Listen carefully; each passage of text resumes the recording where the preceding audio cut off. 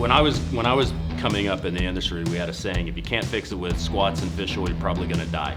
Now that I'm older, I realized it probably should have been, if you can't fix it with split squats and fish oil, you're probably going to die. Like a split squat is a very underrated exercise, a lot like the push-up, very underrated, has very high carryover to movement and life. So, you know, not a lot of people are orthopedically clear to be able to do a proper front or back squat. So a regression for a squat would be going into a split squat. And then in that, you have progressions, regressions as well.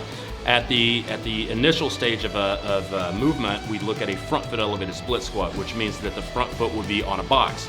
And we need to put that box as high as possible so your client can get into the right, can basically perform technical mastery of it.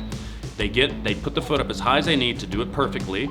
Then we load it, and then when we're sufficient with the loading, then we can take the load off and lower the box. And the goal is to get them down to a front foot flat. So we can do a traditional split squat, right? And at that point, for most clients, that's probably as progressed as they need to get on that, and they can probably just go ahead and start moving to bilateral movements. Now, if it's somebody that needs more range of motion, maybe it's a sprinter and they need a little bit more hip extension, then you might look at a rear foot elevated split squat, okay? Which is different than a Bulgarian. We showed a Bulgarian as well. A rear foot elevated split squat traditionally should only be about 4 to 6 inches in the rear foot being elevated. It requires a tremendous amount of mobility and stability through the joint to be able to do it. And it's not for everybody, but it's something good for them to work into. All right, now I'm going to stop you there and take you back to box height. You mentioned before that if you can't get down into a sufficient depth, you're going to increase the height of the box. Now, how high are we talking in terms of how high we can take that box? You get that box as high as you need to actually do it, even if the range of motion is not good. I mean, I've had people that basically had their front foot up as high as they could get it, and the motion was only a few centimeters. And we did that for a while, loaded it, and then we moved the box down a few centimeters. And I've had clients that it took them 12 months to get from that high box to the floor, right? But sometimes you're gonna see people who are so structurally jacked up that that's absolutely necessary, and that's what you need to do if you want to get them to be able to squat appropriately. Okay, now let's talk progressions, because you just mentioned there, starting with body weight, then adding weight. Now, are you considering those two separate movements? Well, typically what we do is start out with, obviously, body weight. We always want to test the body weight and make sure we can go there. The way I like to load it is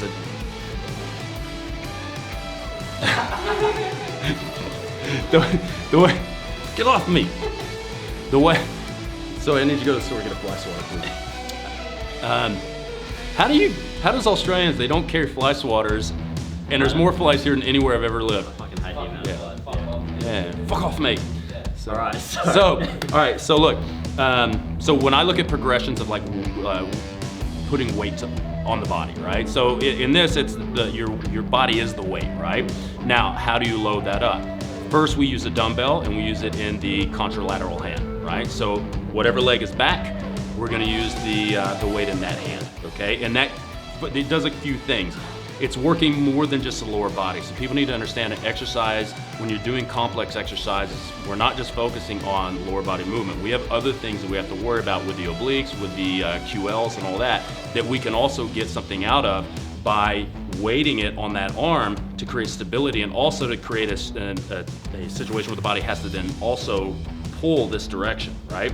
When that weight gets too heavy, we can go to a dumbbell in each hand, okay? From there, we can go to a barbell on the back, or we can go to an overhead. So we can do a snatch grip overhead, okay, which is, you know, highly, highly technical, right? But it's very, very nice movement, especially to work everything from the floor all the way up to the ceiling, right?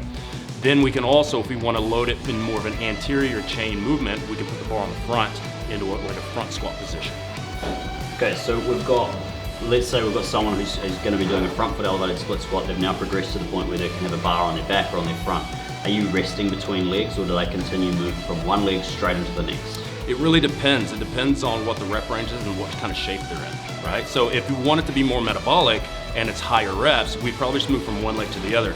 If we're getting to the point where they're moving into like maximal strength or functional hypertrophy ranges, we're probably gonna wanna put some time. I would say at minimum about 15 seconds in between legs. Sometimes you might need to put more than that. Sometimes we'll put 60 to 90 seconds in between legs. Just depends on how high the load is and how they're managing the fatigue. And there's obviously a lot of ways we can start to change this up, especially with tempos, and then by adding in pauses at the bottom position. What's your take on those types of So things? in a lot of cases, when we look at like people with structural balance issues, what we'll do is a longer eccentric and then a longer hold, like an isometric hold in the lengthened position to kind of set that new range of motion. And it will emphasize those two portions, eccentric and hold. And then as they get better and get stronger, we can start speeding some of this up. And in a lot of cases, we'll just move to a slower eccentric and then no pause at the bottom and just a return. And once they start getting into mastering that, then we'll start moving into dynamic motion where we might be start doing lunges now that they're strong and stable in that position. Okay. And you should always, the split squat should always be considered a regression for the lunge. And this is one of the things that drives me nuts in the industry is that people will get their clients doing lunges because it looks cool for the gram, and then their client looks like a baby giraffe trying to climb up a flight of stairs. If the exercise doesn't look pretty, they probably haven't earned that exercise. So you definitely should get a good 6, 7, 8 months of really good stable split squats, get reasonably strong enough to handle body weight, and now throw it into a dynamic motion. And hypothetically, if you're a baby giraffe at a set of stairs, you set up well for a front foot elbow. Absolutely, absolutely. A couple of key points to think about with a split squat is what a lot of people will do is we set them with about a hip width foot spacing. When we bring the leg back, we want to make sure that the legs are on train tracks. What a lot of people do is they'll bring the leg back and they'll basically standing on a tightrope and they can't figure out why they're not stable, why they're falling over. If you can pull the leg straight back and create the both legs being parallel to each other instead of being on a line, it's going to go a long way in increasing your stability. The last thing to think about is torso straight up versus a forward lean. In a traditional split squat, we would be using a torso straight up, not extending through the thoracic and lumbar region. We want to make sure we can rotate the hips up. So a lot of people can't do that, so we might want to regress that back to a front foot elevated and build them into it so they can actually get the length that they need and stability in the bottom for that. Now, if we wanted to hit more posterior chain and hit glutes, then we would put them in a forward lean and we'd push more through the heel. Now, what are we saying at that back knee? Does it need to be straight or can it be slightly bent? It can be both. Now, I would consider the back leg straight as kind of being an indicator lift. Okay, or like specific to something like training somebody to do the front splits, right? If you're using it for more of a strength movement and athletic movement, then we want to bend the back knee and we want to make sure that the back knee doesn't hit the ground. The last thing is we want to move forward and down like an escalator. We don't want to go up and down like an elevator. The whole point is to get to mimic a bilateral squat on one leg. So that being said, as you go to the knee break, you should be punching the front knee forward and you want to try to cover your calf with some of your hamstring, and that's the correct positioning for it. And we don't want to be seeing that front heel lift, right? We don't want to see the front heel lift. If the front heel's lifting, then we need to regress back to a front foot elevated split squat. Split squats.